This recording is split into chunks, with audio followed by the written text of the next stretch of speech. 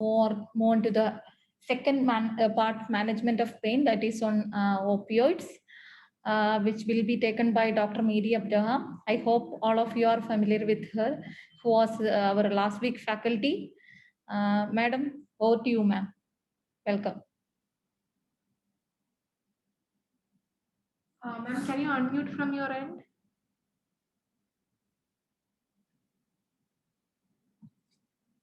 Okay, now am I audible? Yes, yes, ma'am.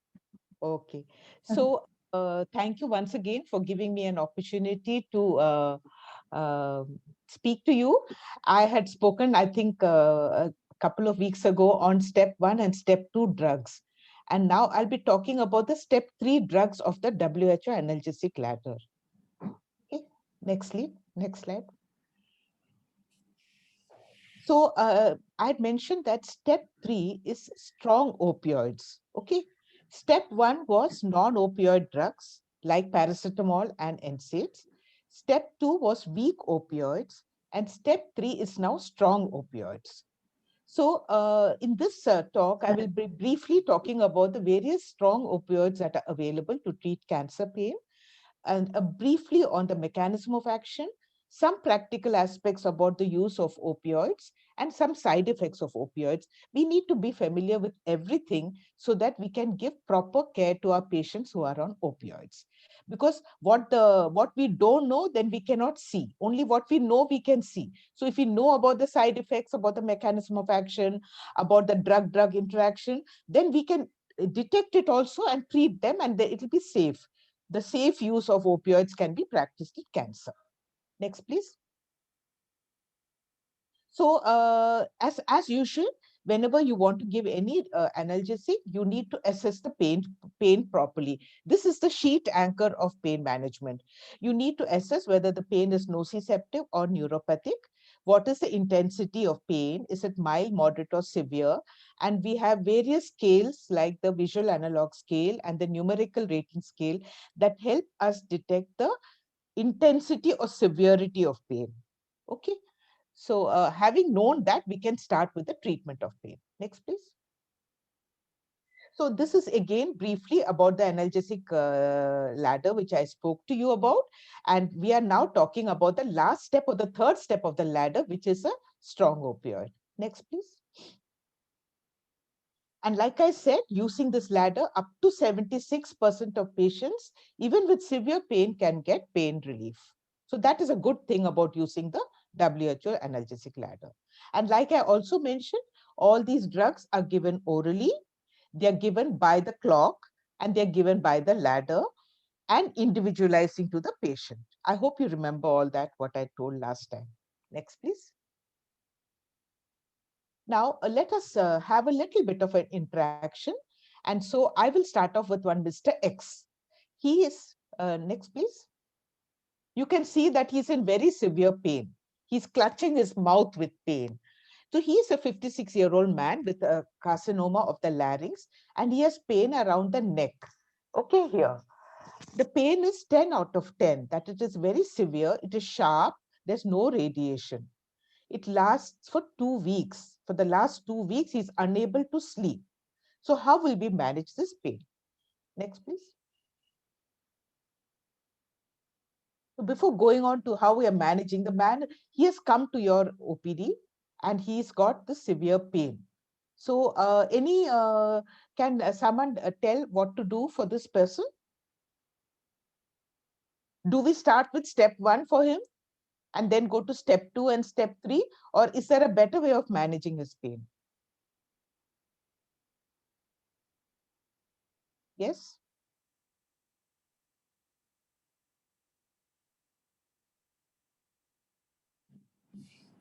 Anybody? Any answers?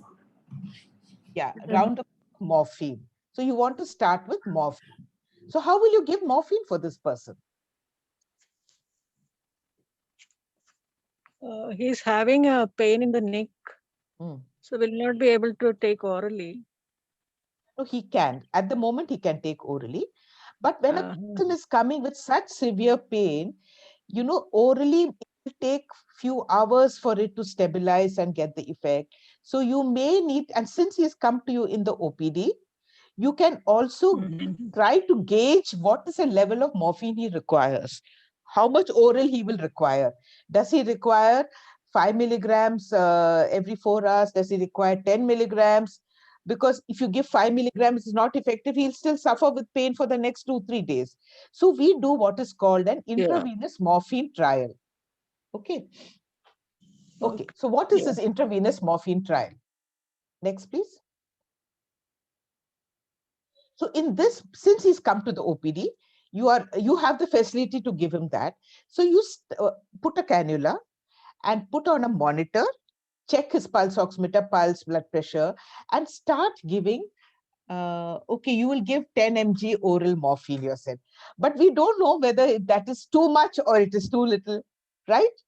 It could be too little, it could be too much. Then again, you're playing around for some more time, during which time he'll be having a lot of pain. So there is a very simple way of calculating what his oral morphine requirement is. And that is what we mean by the intravenous morphine trial.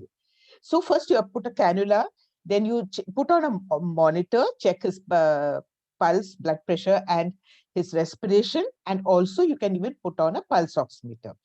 And then you first, because when you give intravenous morphine, it's very likely that he can get some nausea, vomiting. So you can give him an antiemetic like Perinorm. Next, please. So you give metoclopramide 10 mg IV. Okay. And then you give 1.5 mg at intervals of 10 minutes, observing the patient. Okay. Next, please. So I said this is an OPD procedure with adequate monitoring of the patient. Next, please. Now, what is the end point? You keep giving 1.5 mg every 10 minutes. The end point is either he's got pain relief, or has he become very sleepy, and has he got other side effects like myoclonic movements and jerky movements? Okay, so whichever is first.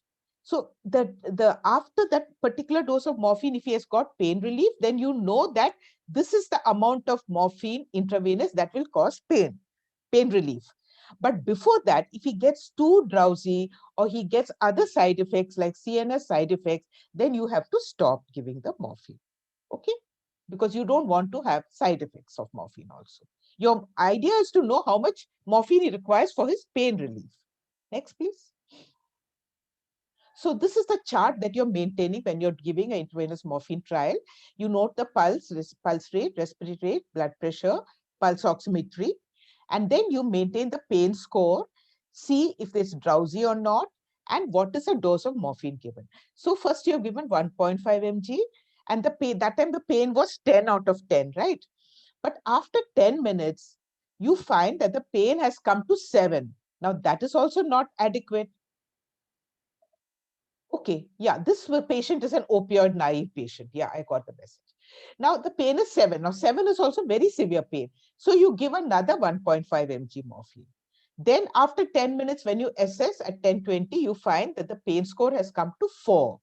But he has no side effect like drowsiness or any other movements. So then you can give another 1.5, and then you find that the pain score has come to 1. He has no side effect. So you can stop because that is your end point. He has got good pain relief with a total of 4.5 mg morphine, right? Okay, next please. So that has given him good pain relief. Now you want to send him home. So you can't give him IV morphine. You will have to convert it into an oral route. So how do you convert 4.5 milligram morphine into the equivalent oral dose? Next, please. So it's a simple way of calculating it. If its total IV dose is 4.5, then the equivalent oral dose is 4.5 mg, same. So a single oral dose is 4.5 mg. But we get morphine as 10 mg tablets. And so we are giving half the tablet is 5 mg. So you can safely give him half 10, that is 5 mg oral morphine every 4 hours. That will be equivalent to his, that will be the one that will produce good analgesia for him. So this is the way we titrate the exact dose of oral morphine in a patient who has come to the OPD with very severe pain. Have you understood this? Yes? Yes, ma'am. Okay, Question. next, please. Next slide. So with the oral morphine, are we going to still give the 1.5 every 10 minutes until the pain drops up to 1? Yeah, that was the end point. And then you have to stop. Once it reaches good pain relief or the pain score is 1, then you stop the IV dose. And then you can send him home with the instructions that he can take 5 mg every 4 hours. Okay, so let's say if I start with the 1.5 the first time, the second, and then the pain drops, it will still be the end point. So there'll be no point of continuing it. Well, You mean to say that after the second dose, he got probably 2 times. Yes. Yes. So that means at 3 milligrams, he got pain relief, right? That's what you're So saying? that would be the end point. That is the end point. When he gets pain relief, that is the end point. That means he only requires 3 mg morphine orally every 4 hours. Okay? Okay, thank you. Okay. So now here, this we can see that morphine, you have to give him instructions, very clear instructions, that he has to take half a tablet, that is 5 mg morphine, in the morning at 6 o'clock, then at 10 o'clock, then at 2 o'clock, then at 6 p.m. But at night, he should take double the dose. That is 10 mg he should take at night. And besides, if he has a breakthrough pain, he should take another 5 milligram tablet. These are the clear instructions that you should give it to the patient or the caregiver. Okay, if the caregiver is with the patient who's going to administer the morphine, you must tell them to make a chart like this, and that is how you have to give it. Now, the night dose is made double for 2 reasons. One is the patient doesn't have to wake up in the middle of the night for giving another dose after 4 hours. Okay, so if you give it at 10 o'clock, that is enough to last you till 6 o'clock in the morning. The second is when you give a good dose of morphine at night, double the dose, the patient also gets some sedation and is able to sleep. So that's the 2 advantages of giving a double dose of morphine at night. And also you have to now review the patient after 2 days. Okay, you must tell them that after 2 days, the NRS score should be remaining below 3 out of 10 so that he's maintaining good pain relief. So that is how you calculate the oral dose by doing IV morphine titration. So you have to tell them that the morphine has to be given by the clock, that is according to the time, and by the mouth. Okay, these are the 2 instructions. Next, please. So now you have this person who came with such severe pain, but now he's comfortable with the type of morphine that you have given orally. Okay. Next, please. Now that was about IV morphine titration to decide what is the oral dose. But you can also do an oral morphine trial in which if the patient is opioid naive, that means he has not even taken even a weak opioid like tramadol also. Okay. Even if you're taking tramadol, it's considered to be a weak opioid. So if he's not on any tramadol or in the past any morphine, then you can start off with 5 mg every 4 hours. But if the patient has already been taking opioids or maybe tramadol like a weak opioid, then you can start with 10 mg as an initial dose. Okay, that is how you titrate the oral morphine requirement. Next, please. Now, sometimes the patient will have what is called a breakthrough pain. Breakthrough pain is pain that is happening between the 2 doses of morphine. For example, you give it at 6 o'clock in the morning, but at 8 o'clock, the patient is having very severe pain. So even before the next dose to be given at 10, even before that, he's getting pain. So how do we treat breakthrough pain? Then we have to instruct the patient, caregiver or the patient to take one regular dose of morphine. That is called a rescue dose. That is, he's rescuing that person from the breakthrough pain. So what is a rescue dose? It is 1/6 of the total opioid requirement per day. For example, if a patient is taking 5 milligrams according to the protocol of morphine, then his total requirement is 30 milligrams.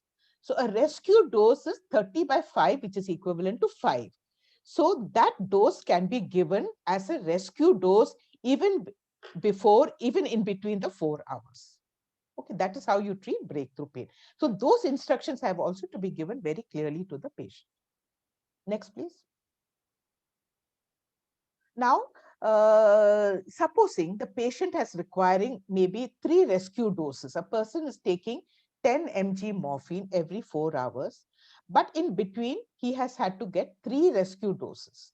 So how do you calculate the fresh? That means that 10 mg is not adequate. He's requiring more morphine. So now you have to recalculate the opioid requirement. So after, when he comes back after 3 days and they tell that I've given 3 extra doses of morphine, then you calculate the total amount that he has consumed per day. So that will be 10 mg into 6 doses is 60 milligrams. And then you took another rescue dose of 30 milligrams. So the total requirement is 90 milligrams. Now you divide 90 by 6. So the new dose that he would require is 15 mg morphine every 4 hours. Okay, that is how you calculate, so that he will not require any rescue doses. So this will take care of all the pain, even that in between pain that he took can be covered with this thing. I hope this calculation is clear. So the regular dose plus the total rescue doses is the total requirement. Okay, and that you divide by 6, that will be the new amount of morphine that you have to give per every 4 hours. Next, please. Now, let's come back to Mr. X. Now, he was started on 5 milligrams every 4 hours. You remember that is what we calculated, and SOS dose. He was pain-free for 2 weeks. He needs 4 SOS doses of morphine per day for the last 4 days. So what shall we do now?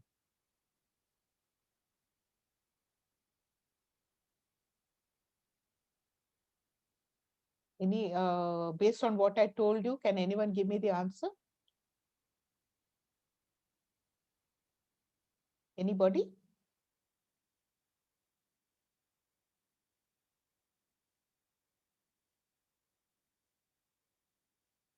So that means he was taking 5 mg into 6, that is 30 milligrams, and plus 4 SOS dose of morphine, that is 30 plus 20 milligrams.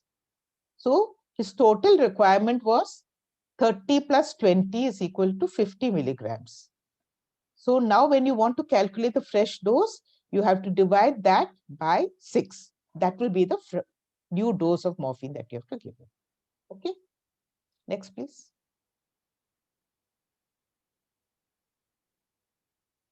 So now, so this can be increased the dose by 30 to 50 milligrams every 2 to 3 days.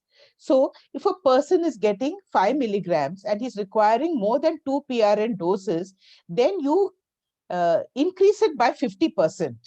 After 3 days, you wait for 3 days for the effect to stabilize, and then you can just add 50% of 5, that is 7.5 to 10 mg you can give every 4 hours. That's another way of calculating it. If he requires more than 2 PRN doses, then after 3 days, you can increase the dose by 50%. Okay. Next, please.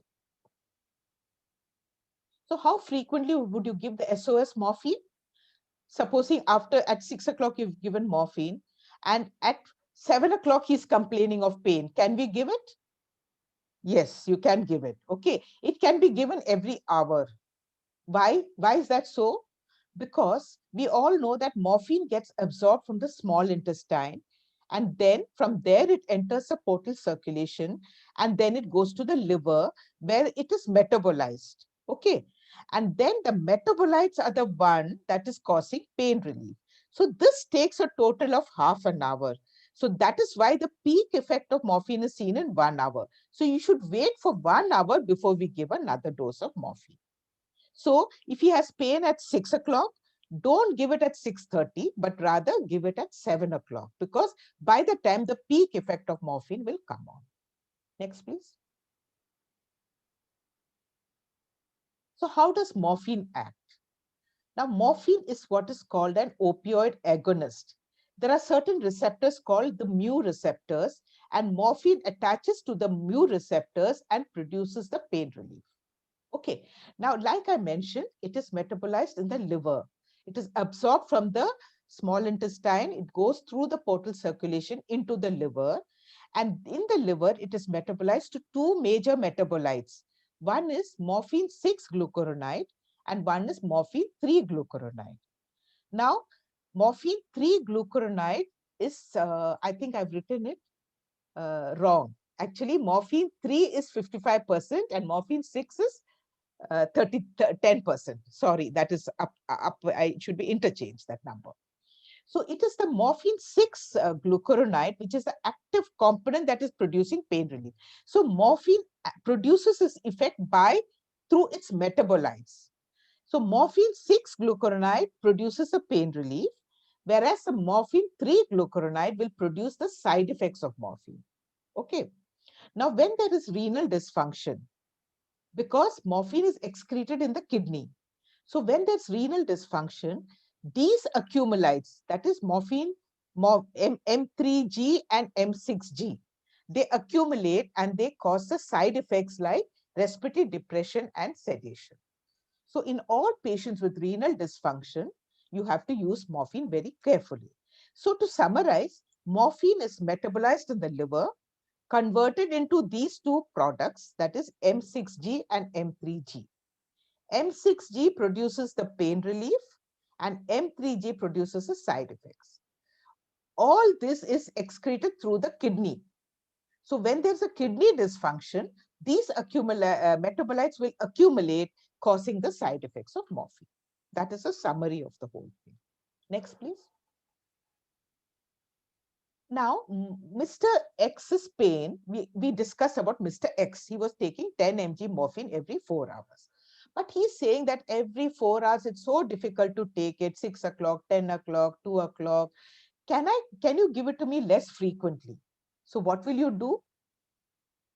He wants to reduce the number of times he has to take morphine. Now he has to take it 5 times. He wants to make it less, maybe twice a day. So how can you do that? So for that, next please. We have what is called a sustained release morphine available, which duration of action is for 12 hours. Whereas the immediate release was for 4 hours, sustained release acts for 12 hours. So if you want to give a person who's taking 60 mg morphine per day, you have to just divide it by 2. That means if you're giving morphine SR, then you just give 30 mg in the morning and 30 mg at night. It will cover the total dose of morphine requirement of that person. So you have reduced this dose to 2 mg. So the person is happy. I have to take it only twice a day rather than take it 5 times a day. Okay. Now next, please. So what are the preparations of morphine that are available? Morphine is available as aqueous solution, that is in water. It's available as tablets, which I told you are both immediate release and sustained release or controlled release. It's also available as an injection, which is used for intravenous use. That is, that is 50 mg, not 15 mg. That you should read 50 mg per ml. Next, please.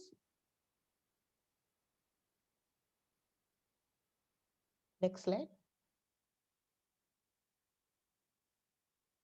Now, Mr. X was on 10 mg morphine every 4 hours for the past 6 months. Now he has been brought to you with excessive drowsiness, but on examination, we found that his serum creatinine had increased to 5 milligrams per liter per 100 ml. Next, please. So what will you do? Can we do something about the dose of morphine? Because now he's got the side effects of morphine, which is drowsiness. Next, please. Now, for that, we need to know the excretion of morphine. I told you earlier that it is excreted by the kidney by glomerular filtration. Now, M6G, which is the one that is producing pain relief, gets accumulated in renal failure. And so its clearance is decreased and its half-life is prolonged. So for Mr. X, now what you need to do is you have to decrease the number of times he's getting the morphine, and also make the dose less.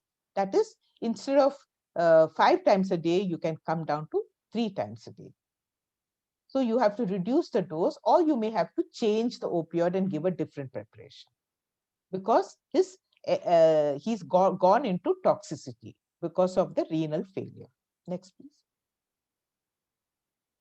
Now, Mr. X was sent home. So he's now taking morphine 5 mg every every 8 hours. After 2 months, he was unable to swallow anything, including morphine, because of his CA larynx. It must have caused a lot of dysphagia in him because of the local infiltration. So now what will you do for him? Because he was taking orally, now he's unable to take orally. Any ideas what to do? So one Morphine answer, patches. morphine patches. Yes. What morphine patches? Morphine is not available as patch. Subcute can you injection further- morphine, ma'am. Pardon me? Subcute Fentanyl injection patches because- morphine. Yeah, you can give subcutaneously, but is there a simpler way of giving it? Can we use the fentanyl patches? Fentanyl patch. But if you want to use morphine and you want to use in a simpler route, is there any other route in which you can give? IV. IV is, how can you take IV at home? Rectal. Yes, very good. Who said that? Very good. That's the answer. Next, please. Now what? So now we will see the routes of administration of morphine. Next, please. One is the intravenous or the subcutaneous route, but intravenous can be given in hospital, but subcutaneous can be given at home, but it is more complicated. Okay, it requires a drip and things like that. Next, please. Please show all the slides, Shiba. Okay, the other oral. Now, per rectal is also very feasible for home care, and its effect is just like the oral. The dose is also the same. So what you do is that 4 milligram, 5 milligram tablet, you make it into a paste and rub it on the rectal mucosa. So its duration of action and its dose requirement is the same. But it can also be given epidurally and intrathecally, but those are interventional pain managements for which it has to be under very, in the hospital. You have to put it in and then you can even send them home, but it is an advanced pain management technique, not feasible for regular use. Okay, next, please. Now let's come to fentanyl citrate, which is another opioid. So fentanyl is available. Oh, I'm sorry. I mentioned about that morphine. It's available as 15 mg per ml. That was right, what was written there. I actually got confused with fentanyl. So morphine ampule contains 15 mg of morphine. So when you want to give a IV titration, you must take 1 ampule of morphine and put 9 ml of normal saline, and then you will get 1.5 mg per ml, and that is what you do for the IV titration. So I made a mistake there, okay? So fentanyl is available as 50 mics per ml. Morphine is available as 15 mics per ml. So, but fentanyl is also available as transdermal as 12.5, 25 and 50 mics per hour patches. Okay. And it's also available as a transmucosal. That is, it can be put on the oral or the nasal mucosa. It's called oral transmucosal fentanyl citrate or OTFC. It's available as a lollipop that they can suck. Okay, that will be giving also fentanyl. But the most commonly used one is the transdermal fentanyl patches. Next, please. Now, it is very expensive as compared to oral morphine. It is more expensive. The peak effect of the fentanyl, once you apply the patch, its peak effect comes in 12 to 24 hours. It's not immediate. And the steady state of fentanyl release occurs at 36 hours. That means it is almost taking 1.5 days for it. Then it lasts for 72 hours. Okay, that means even after you stop it, it will still last for some time. I mean, the effect will last for 72 hours. And after the patch is removed, the effect remains for 24 hours. Please remember these figures, okay? Now, when your patient is on 60 mg morphine, the equivalent dose of the fentanyl patch is 25 mics patch. Okay, just remember that. Because if a person is taking 60 mg morphine and you want to convert him into a patch, then you have to apply the 25 mics per hour patch. But it's very important that the skin conditions and the temperature will affect the absorption. If the patient is febrile and there is more blood circulation, more will get absorbed. It will be more than 25 mics. Also, if the skin is abraded and there is a redness or there is a the cut in the skin, then also the absorption increase. So make sure that it's put in an area where there is which is normal skin, okay, and in a patient who is not having fever. And also in patients with unstable pain, where the pain is fluctuating, patches are not very useful in such patients. In that case, the morphine immediate release is more effective. So what are the indications for putting a fentanyl patch? If like in this patient, she's got dysphagia. So then you can't swallow morphine, then you can either give it rectally or you put a patch. Or if there's intolerable side effects of morphine, or in case of renal failure, fentanyl is very suited in patients with renal failure. Or if the patient doesn't like to take tablets, then you can apply a patch. So these are the indications for transdermal fentanyl. Next, please. Now, let's come to another patient. Now, there is one Mrs. K, who's a 55-year-old lady with CA colon, has got abdominal pain and is on 10 mg morphine every 4 hours. And she doesn't require any SOS dose of morphine. One doctor whom she consulted said, why don't you, instead of taking morphine, put a patch, fentanyl patch. So she puts the patch, but after 5 hours, she had no pain relief. So she said, this patch is useless, and she takes it off. So what will you tell her based on what I told you? Fentanyl patch takes 24 hours to work. Very good. 8 hours.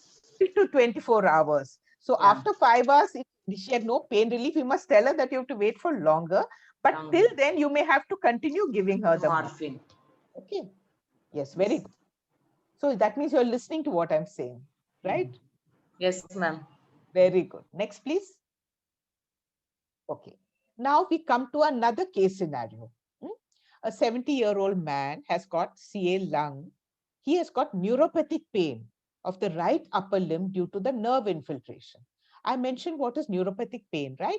Burning pain, tingling pain, dysesthesia, allodynia, pain on touch, that's neuropathic pain.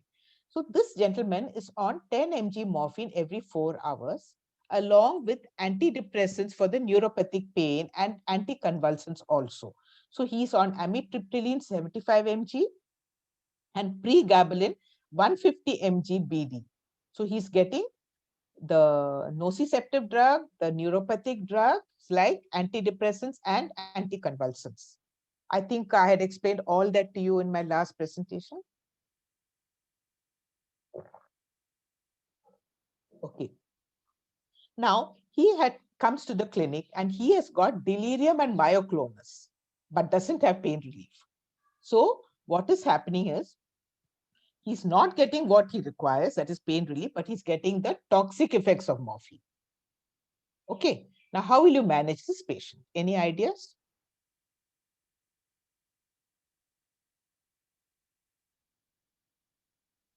What can you do? Do we continue with morphine?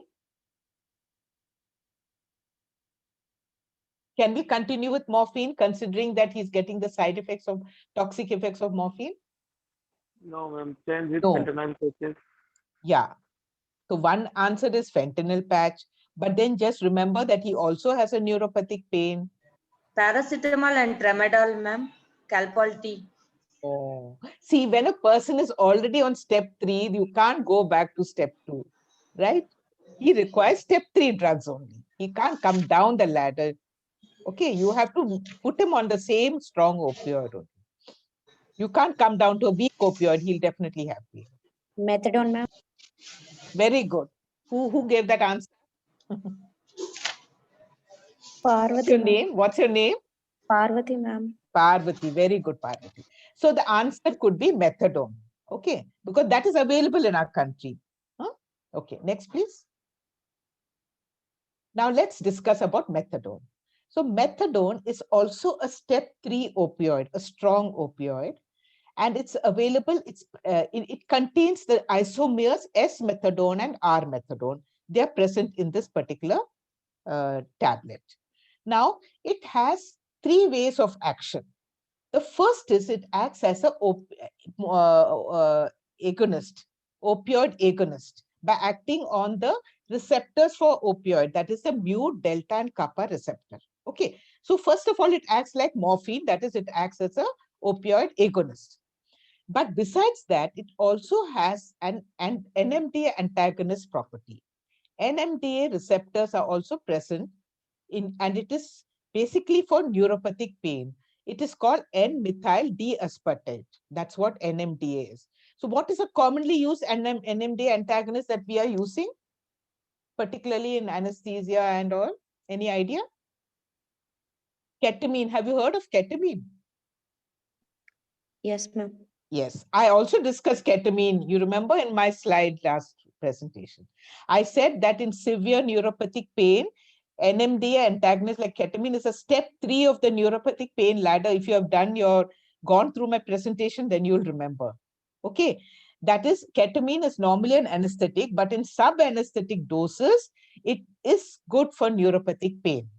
Okay, so methadone also acts like an NMDA antagonist. It also acts like an antidepressant because it is preventing the reuptake of serotonin and norepinephrine. I mentioned about these antidepressants and SNRI. You remember serotonin norepinephrine receptor inhibitor? You remember? Have you gone through my presentation? Yes. Okay, so I said tricyclic antidepressants and SNRI also are effective in neuropathic pain, right? So methadone has got combined effect of all this. That means it's a mu agonist, opioid receptor agonist. It is a NMDA antagonist like ketamine, and it is also a serotonin norepinephrine receptor inhibitor like antidepressants. So that means it is good for both somatic pain and neuropathic pain.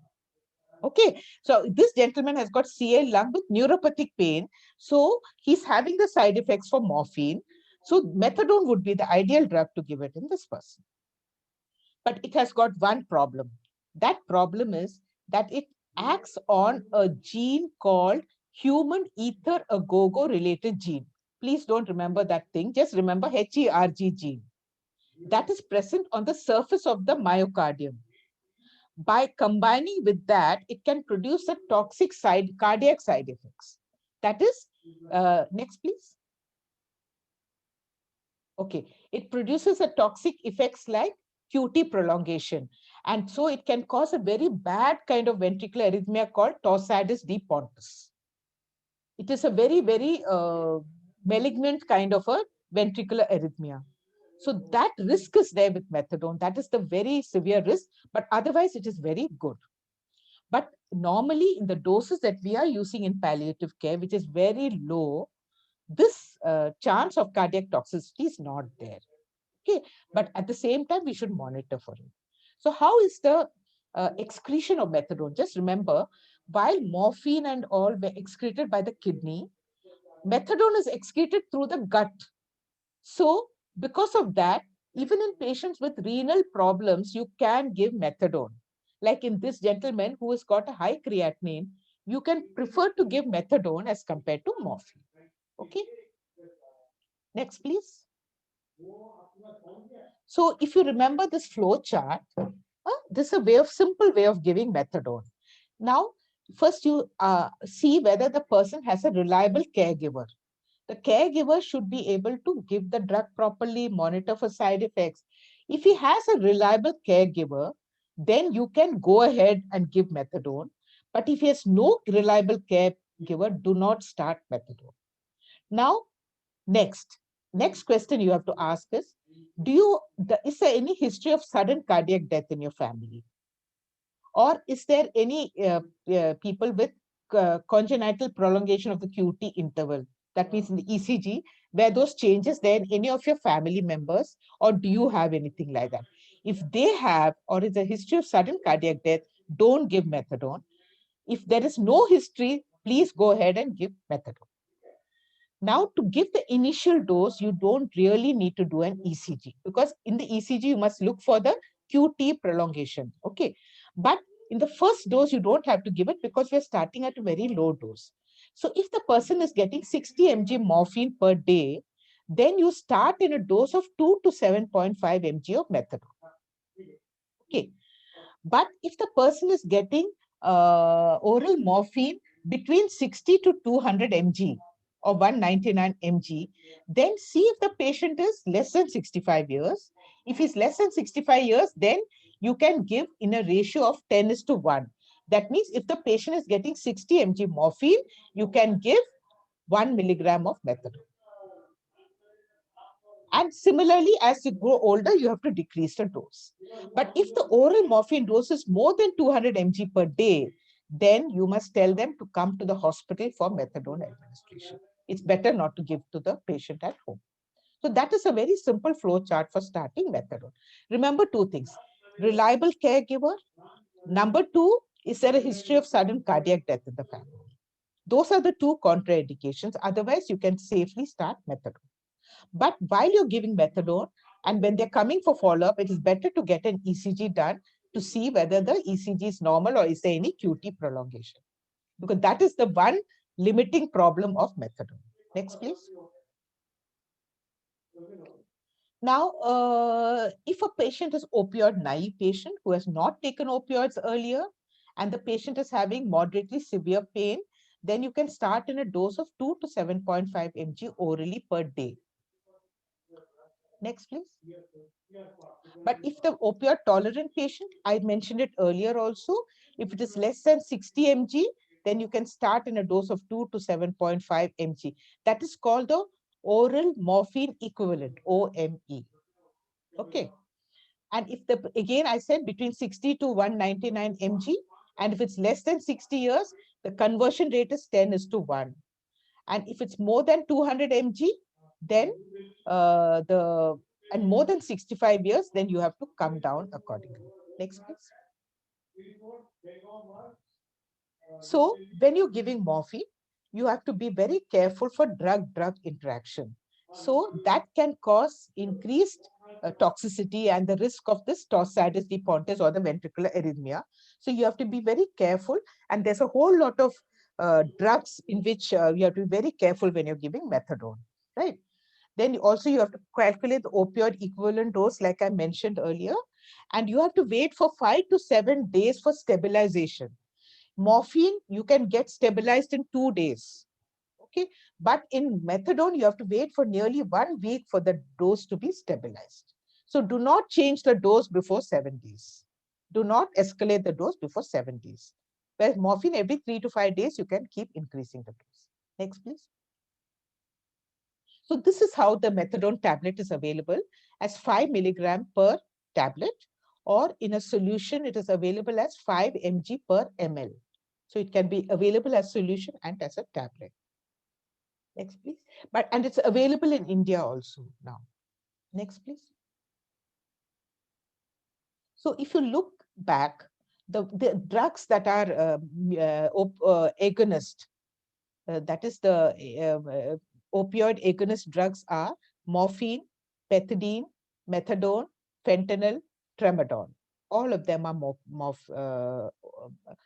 opioid agonist drugs, okay, which are commonly used in our practice.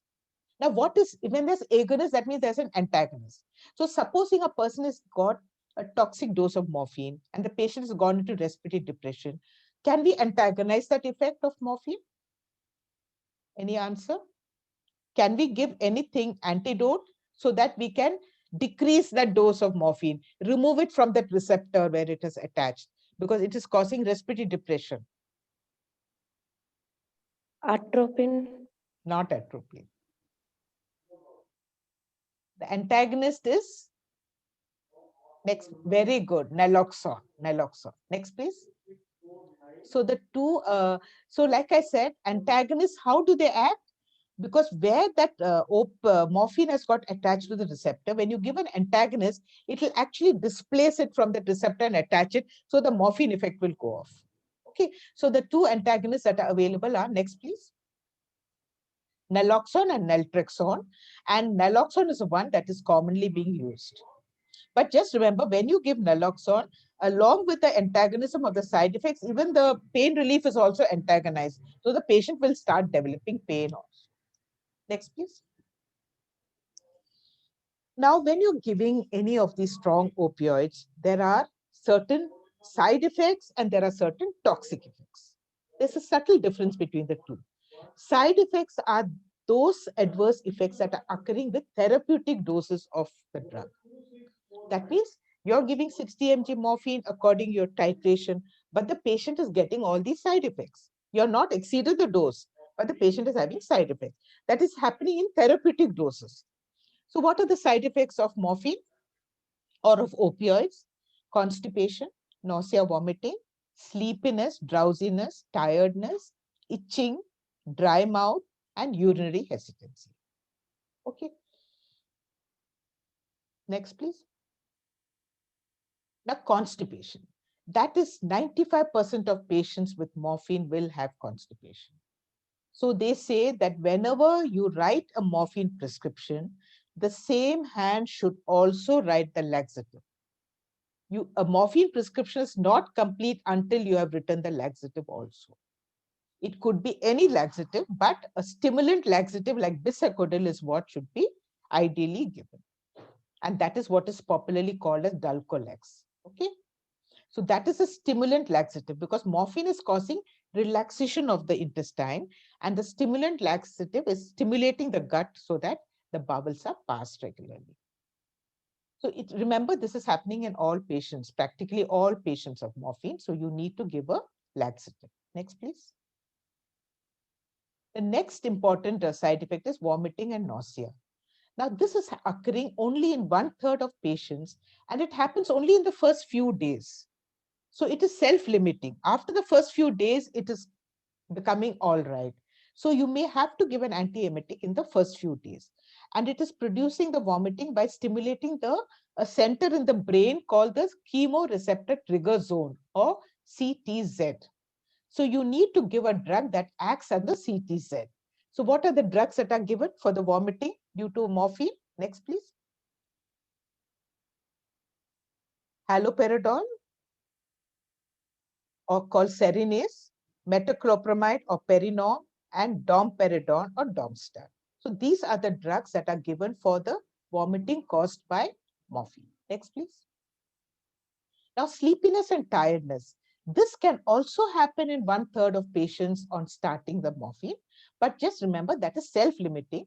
And after the first few days, they get better. It's also possible that so much of pain, they were not sleeping before, and once the pain is relieved, they're going to sleep. That also could be a reason for the excessive drowsiness. But usually it is self-limiting if you're giving it in the required amount. Next, please. We discuss the side effects. Now, what are the toxic effects? Toxic effects are those adverse effects which are happening when the dose is higher than what is required for pain relief. Okay, and these are the CNS side effects. It's delirium, myoclonus, and drowsiness. So when a person is delirious or getting abnormal movements or excessively drowsy, not arousable, then you must think that it could be one of the toxic effects of morphine, in which case you need to either stop it or bring it down, bring the dose down. Next, please. Do opioids produce respiratory depression? It is supposed to be a side effect, but if they take the medications by mouth, and if it's gradually increased, very gradually, like I told you how you step up the morphine, then respiratory depression is very unusual. Next, please. And if respiratory depression does occur, do remember any respiratory causes also, like is the patient having pneumonia or pulmonary embolism or cardiomyopathy, or are you giving another sedative drug like a benzodiazepine? So please look for other causes when respiratory compromise occurs. Next, please. Now, do opioids cause addiction? Well, if the person is being given opioids for medical reasons, like for pain management, the risk of substance abuse or addiction is very less. But there is a difference between physical dependence and psychological dependence. Physical dependence is called tolerance. Psychological dependence is called addiction. And we are actually overestimating the risk of addiction. So what is physical dependence? Next, please. Physical dependence is, here we are talking psychology. Okay, what is addiction? Which is psychological dependence is a primary chronic neurobiological disease with genetic, psychosocial, and environmental factors which is influencing its development and manifestation. So is the patient having a previous history of substance disorder? Is there any previous psychiatric problems in the patient? Or is there any genetic, is there history in the family of substance abuse? In such patients, you have to be very careful when you're giving morphine because there's a risk of addiction. And when addiction happens, then there's a compulsive use. They have a craving of using the drug. Despite the harm, they'll continue having a very uncontrollable craving for the drug. So that is called psychological dependence on the drug. So before starting morphine, you must ask for history of any risk factor by which they can get addicted, like a psychosocial history or previous substance abuse, or a family history of substance abuse, or a psychiatric problem. You have to be very careful when you're starting morphine. Now, what is physical dependence? Next, please. Now, physical dependence is natural. It will happen to you and to me. If I take morphine and I suddenly stop morphine, I will get withdrawal symptoms. Okay. I don't have any history of addiction and I've not never used substances before. But if I stop that morphine suddenly, that is because your body is so used to morphine that when you have to stop it, you have to taper it and stop it. Then you will not get the withdrawal symptoms. It's only a physical dependence on the drug. So the answer to it is taper off the morphine, then you will not get the withdrawal symptoms. Okay. So I hope you understood what is physical dependence and psychological dependence. Next, please. Now, if you look at the cost of the strong opioids that we are using, just see morphine, if you're giving in a dose of 30 milligrams a day, okay, that is 5 mg every 4 hours, its cost is only 3 rupees 50 paisa. It's very, very economical. If you're using tramadol, the equivalent dose is 300 mg because it's 1:10. Now that cost is around 25 to 50 rupees. If you're using a fentanyl patch, that is 30 milligrams is equal to 12.5 mics per patch, then the cost is nearly 400 rupees. And then if you're using methadone, that is also very cost effective. If you're giving 30 mg, that is 5 mg, then you give only the cost is 4 rupees 50 paise. So if you look at it, methadone and morphine are the most cost-effective drugs that can be given orally, followed by tramadol, and fentanyl patch is very, very expensive. Next, please. This is the last slide. So, like I said, the WHO analgesic ladder is a sheet anchor for cancer pain management. And now with the use of opioids in the WHO ladder, it has legitimized the use of opioids in cancer and non-cancer pain. And people don't have to unnecessarily die of pain and severe pain. And it can be used in 71 to 76% of patients can get pain relief using the WHO analgesic ladder. That's it. Shiba, finished. Okay, thank you, ma'am. So any doubts? If you have any doubts, please ask.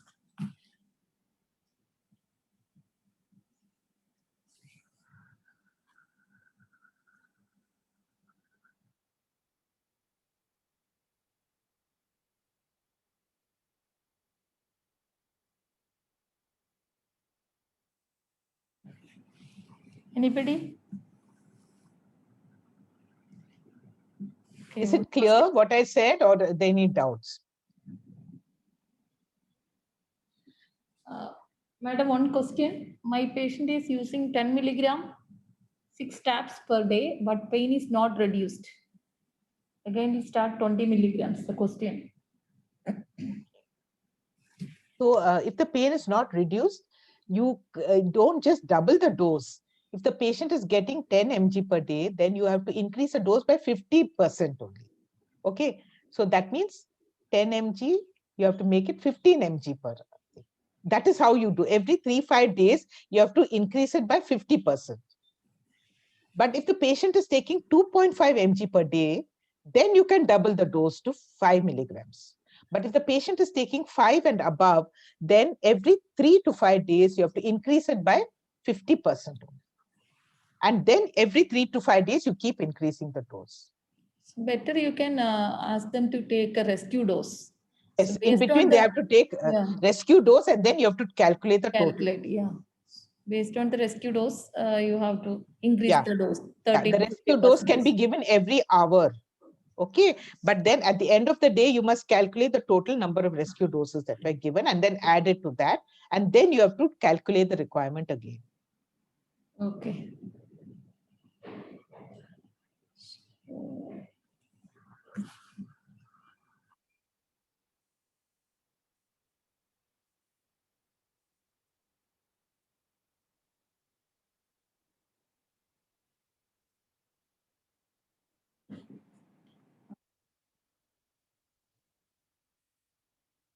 Any more doubts? I think one more question, ma'am. Aqueous solution dose is same as injection available, that is 15 milligram per ml, or any difference? I'm not very sure of aqueous solutions. I've not used it. Have you used it, Sheba? Yeah, ma'am. Here we are not using, but in regional cancer center they are using the liquid morphine. That is 1 ml is 5 milligram. Okay, okay. 1 ml is 5 milligrams. 5 milligram and 1 ml is 2 milligram. See that liquid morphine CZ2 and CZ5 is available there. That is 1 ml is 2 milligram and 1 ml is another that 5 milligram. That means 2 concentrations are available. Two concentration is available there. Okay, okay. Because I've never used liquid. Yeah. So when I was working in RCC, they were using. Okay, okay.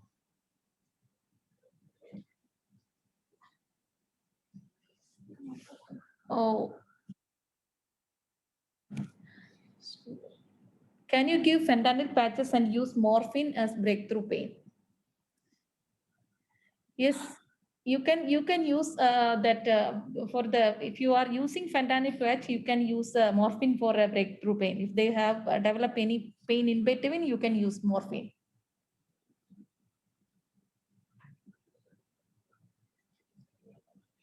But ideally, they say for unstable pain, it's better not to use a patch. No? Yes. Once you So stabilize if they're having breakthrough pains, it is preferable to give an immediate release morphine rather than putting a patch. But then if it's there, then you can do like Sheba said, we can give it.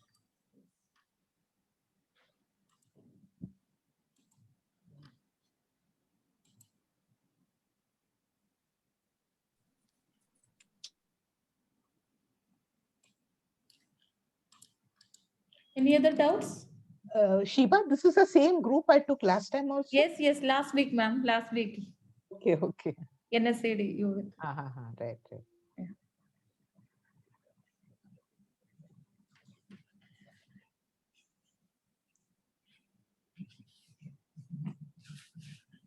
So, ma'am, no other doubts. So before we are going to the case presentation, I would like to emphasize few points. So madam has covered most of the points, and especially when we start morphine, the caregiver education and patient education is very, very important. So if possible, try to communicate in local language, the simple language, to avoid medical jargon. So, and the next thing, so as madam said, morphine has only 3 to 4 hours action. So 4 hours action, they should be take every 4 hours. And at night, they have to be take double dose. And the third thing, the importance of rescue dose. In between, if they have developed pain or experienced pain, they have to take the rescue dose, the same dose, and if possible, they have to maintain diary or a notebook. That should be, if they maintain a diary, we are able to calculate how many dose they were taking the last 3 days. Based on the dose, we can increase the dose up to 3 to 50%. And the most common side effect of morphine is constipation. So if they start morphine, so definitely the constipation is one of the most common side effect. It will reduce the gut motility. So stimulant laxatives is the drug we usually give. So along with that, you have to give a stimulant laxative. So the purpose of taking the stimulant laxatives, you have to you should inform that message you have to convey with the caregivers and the patient. And as madam said, the first few days, the nausea, vomiting, and tiredness will be there, but that will be self-limiting. Nausea, vomiting, you have to give a metoclopramide or domperidone or haloperidol. Usually, we start with metoclopramide 10 milligram for TID. So after 3 to 5 days, that nausea and vomiting will subside, and tiredness also will subside. And if there is any toxic effect like delirium, myoclonus, or extreme drowsiness there, you should tell them. They have to inform us. And if there is a delirium there, you have to add antipsychotic drug like Cernase. So that is the drug of choice of delirium.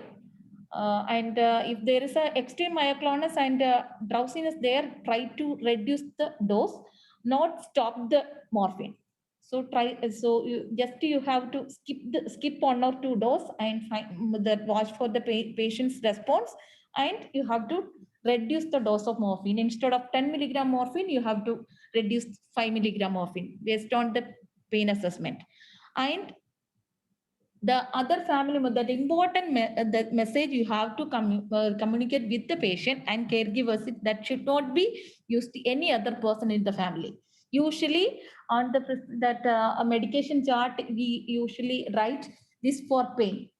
So they may think, if anybody have pain, they will take one morphine. So we had some experience like that. So always when you give morphine, you have to inform them, no other persons take this medication for pain.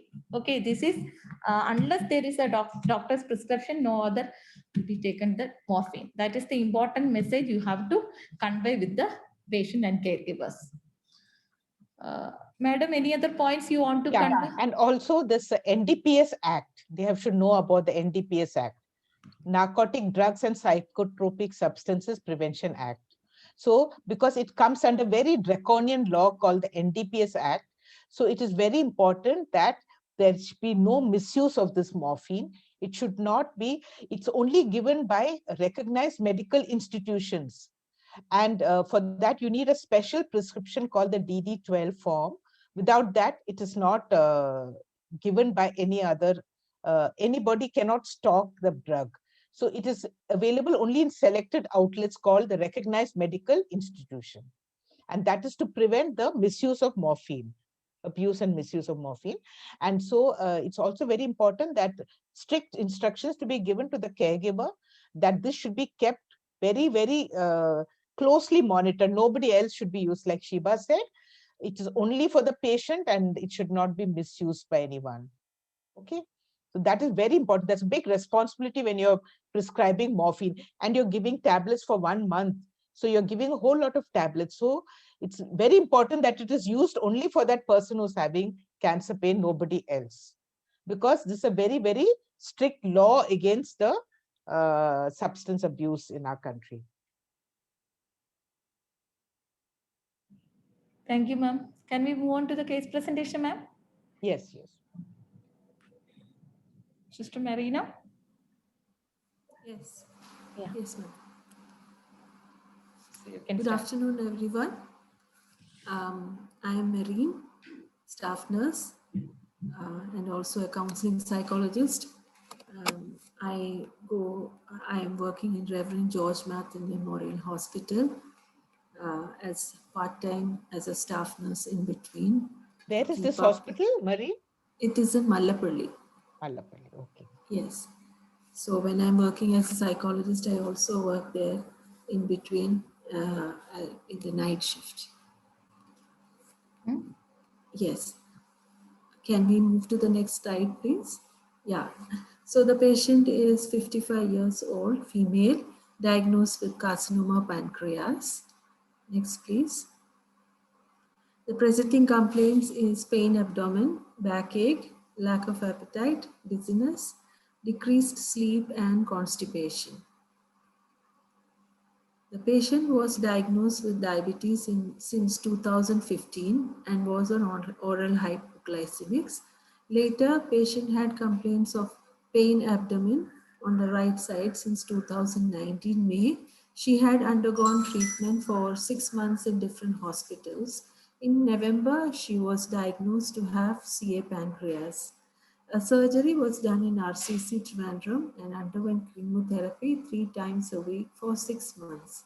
Her pain subsided and was tolerable. She was able to do her personal care independently. In August 2020, her condition aggravated due to metastasis with mild pleural effusion in the left side, increased pain, vomiting, and breathing difficulty. On examination, her vitals, temperature 37.8, pulse 92, respiration 26, SpO2 96, BP 110/70, pain score was 8, pain during movement, difficulty to sit up. Other investigations was ultrasound, CT scan, MRI.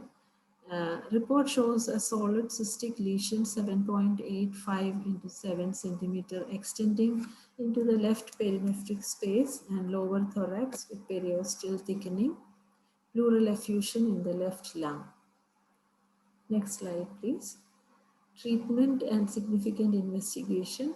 Diagnosed as CA pancreas, underwent surgery in RCC Trivandrum, chemotherapy thrice a week, 6 months, severe pain, patient is on morphine, non-opioids and adjuvant drugs.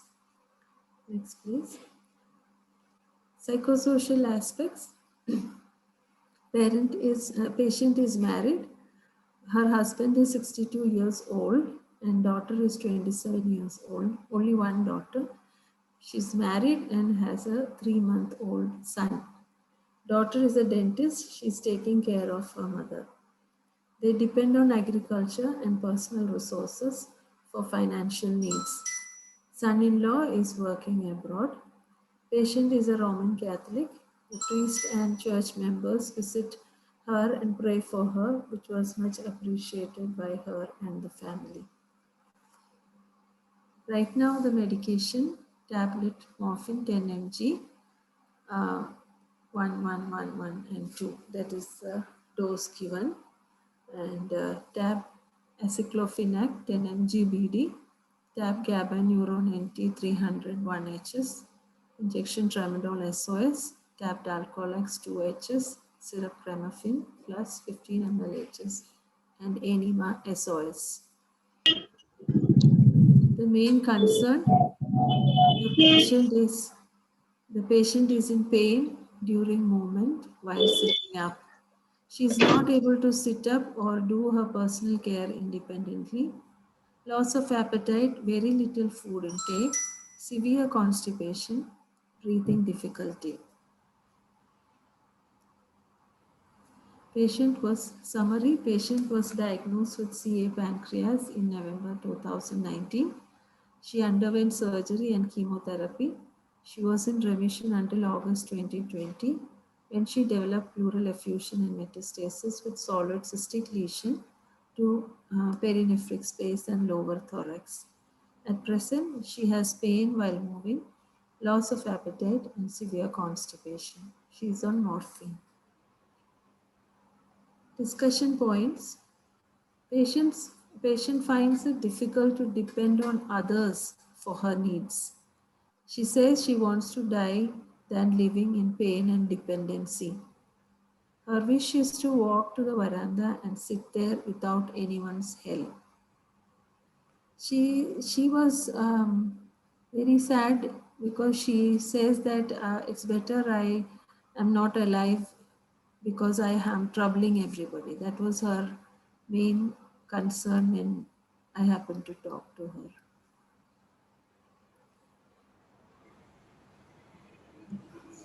Thank you, Sister Marin.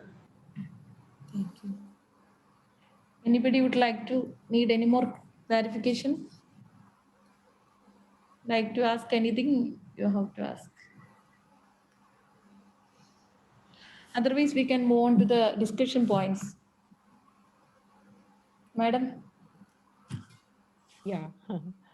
So, if anyone has ideas how to treat this lady, because her problem is that she's still having pain. What is the pain score, Marine, at the moment? You said that she's still having pain. No? How much pain is she Yes. having now? It was 8 at that time. Okay. Yeah. Despite getting that much of morphine and all, she's still having 8. Yes. Huh? Yes. Okay. And is there the pain is localized to the Yes. abdomen and to the back, right? Yes. Yes. Yes.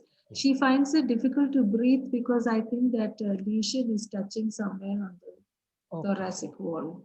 Okay. Okay. Yeah. Fine. So anyone from the group who wants to add, offer any suggestions? As you have said,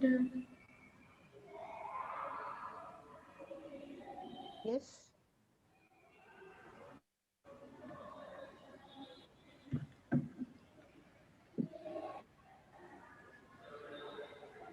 Again, whenever we assess a patient with pain, you have to see for total pain management, right? Physical pain is only one part of it, but there is also a psychological pain, a social pain, and a spiritual pain. Now, the spiritual pain part of it, I believe the priest and all are coming and talking to her and consoling her. But even it's possible that she's still questioning God and, finding there is no point in existing. And that kind of little spiritual pain may be still there, although they do appreciate the visits of the pastor and things like that. So there would be an element of physical pain, spiritual pain. She definitely has social pain.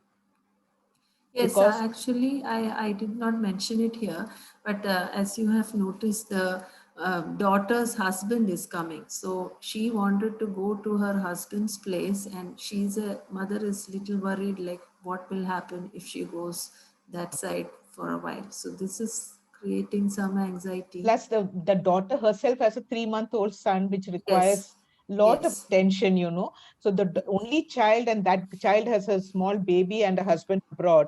So that is the social part of it, that she's worried, that she's becoming taking her Burden. attention away from her own son also, her own baby.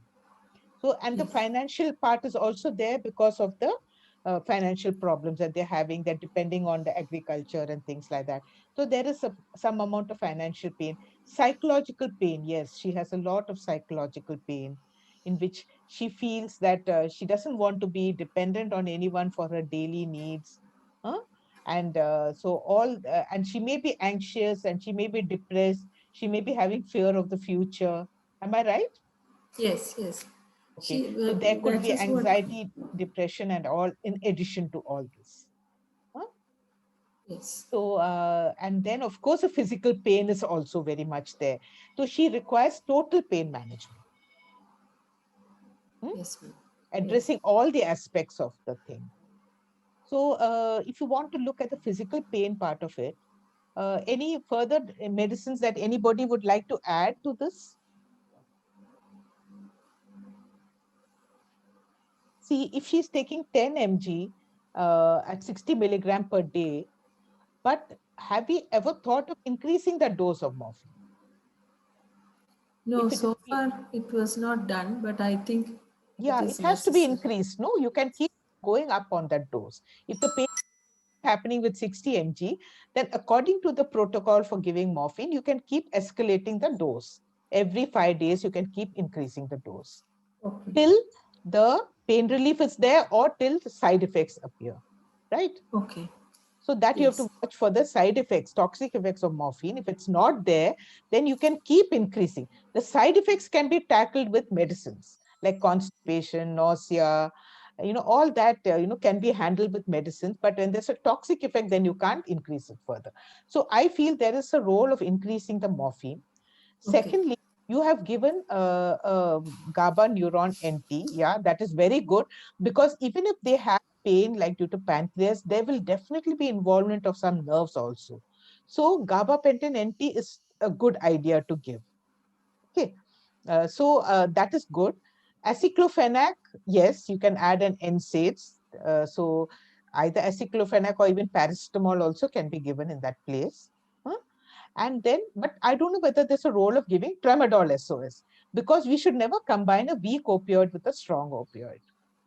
Okay. Okay. So tramadol is not the answer. In between, you have to give morphine only if you have a SOS breakthrough pain, not tramadol. Yes. Okay. And then you have given Dulcolex, but she still has a lot of tightness and difficulty. I think we should add Perinorm also into this. Yeah, she still has constipation in spite of giving this also. That is why enema SOS is given. Yes, and also you can add Perinorm to this drug regime. 10 mg TDS you can start off with. Okay, Yes. that will also enable her to, relax her stomach, and forward movement will be there, maybe helping even in passing the stool. Okay, so I think Perinorm should be added to this. And I think that she should also get one sedative also at night. Okay. Something that will make her sleep well at night. What is her sleep pattern? Is she sleeping at all? Her sleep was all right until about 1 week before. Just 1 week, that I thought, because the doctor also said it seems she's worried about the son-in-law coming, that part. So they are thinking that it could be because of that. Her sleep is disturbed since 1 week. She is showing more pain and more issues. That's what the doctor So we can add one anti-anxiety sedative like lorazepam or something at night also for her. Okay. And someone has asked, what is her nutrition? Is she taking adequately? No. Now she is eating very little. So for that, I think Perinorm and maybe a pantoprazole can be added to the regime. Yes, Okay. yes. Shiva, anything else you would like to add? No, ma'am. As you said, that pantoprazole, that patient is on NSAID, the gastric protection is one necessary. Of the thing. Yeah, we have to give it. You have to add PPI, pantoprazole on OD, or you can increase the Dalclas dose up to 2 TAD. You have to just start with 2 BD, and you can increase. And you can increase the syrup clemafene also, add stool softener. And if the constipation is not relieved, you have to do the PRE and find out that if there is a hard stool there, you can do that removal. Along that, you have to give a suppository or a enema. So if you give a suppository, that should be contact with the rectal mucosa, otherwise that suppository won't act. That is the important message when we insert the suppository. And the enema is also you can use. But in case of chronic constipation, if you not treat properly the constipation, there is a chance of developing spurious diarrhea. Spurious diarrhea means that we have a lot of bacteria in the intestine. The top of that loaded rectum is there. The top of that intestine, the bacteria act and the top of the top portion of the fecal matters and gets that liquefy the feces, and that the liquefy fecal matters will leak out through the side wall of the intestine, presented as a diarrhea. So that is spurious diarrhea. So so at that time, what we do here is we can put that suction catheter through that anus and introduce as much as possible and give 2 high sodium phosphate enema with the help of that suction catheter. So that is the another way to management enema, that serious management of constipation. Sorry. So try to relieve her constipation. Maybe that loss of appetite is also there, maybe because of constipation. So once her constipation is relieved, maybe that appetite will come. How much of Crimafin can you increase? Ma'am, we usually 15 TID will give.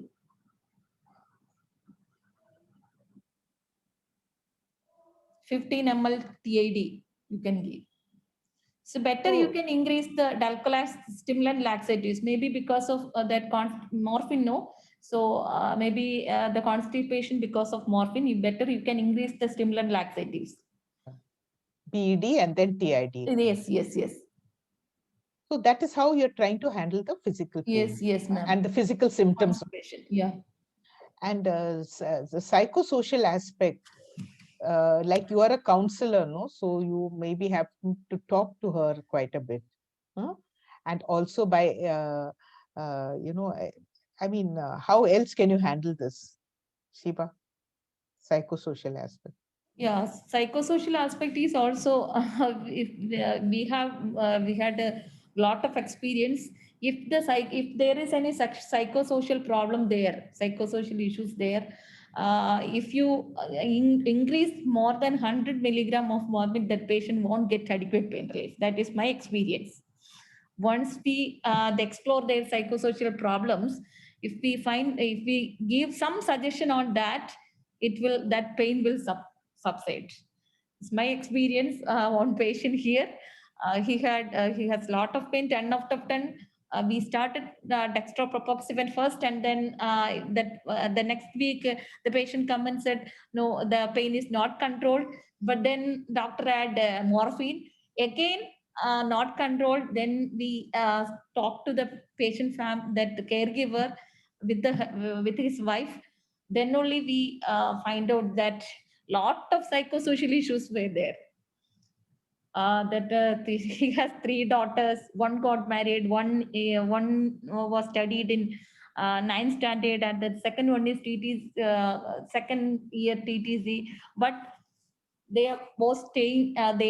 3 of them are staying with them. So after the first that girl married, he got cancer, and after that he is not doing anything. So that's what he got anxiety, and during the night time he was not able to sleep because of his psychosocial issues.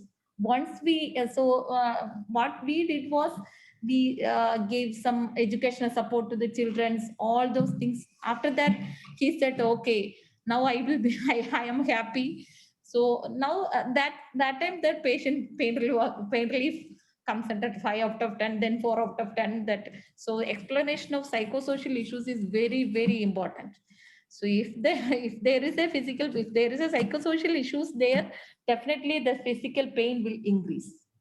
The intensity of pain will increase. So the psychosocial issues, anyway, you can talk to them and talk to the patient and his caregivers, and her caregivers is very, very important, I think.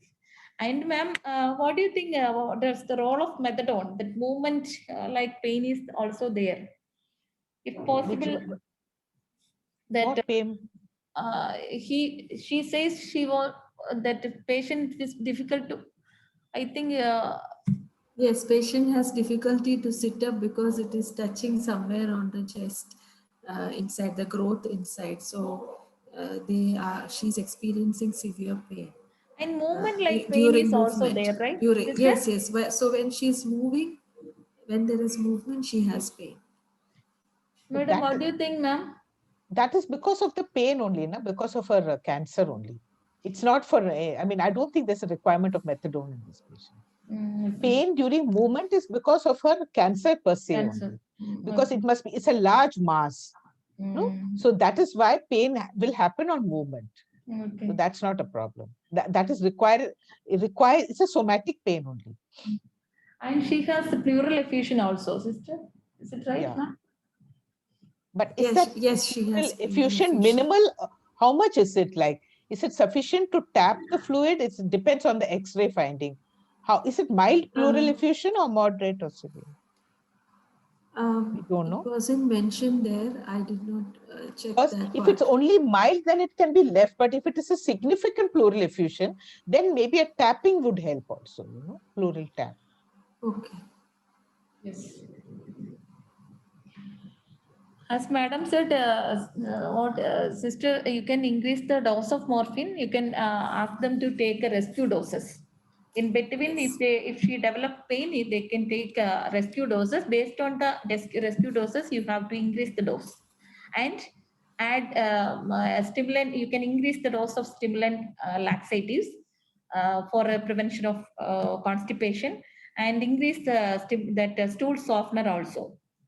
Dose of stool softener, and add PPA, tap pantoprazole with aceclofenac sodium. And any other point, ma'am? And maybe add a sedative for the sleep at night. Yes, yes. Yes, ma'am. Thank you so much.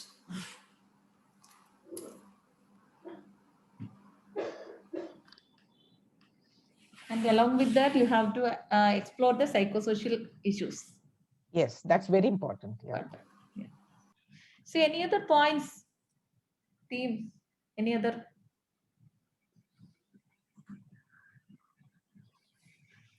Anything you want to add along with this?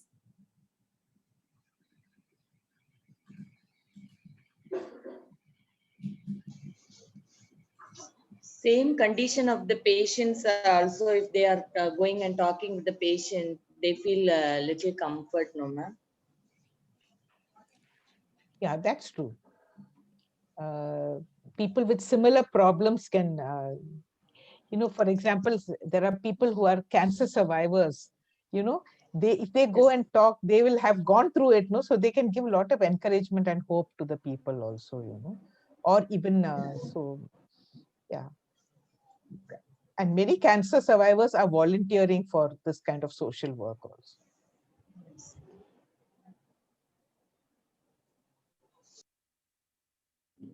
So one question, ma'am, the nurses are we able to prescribe the medicines? No, sorry.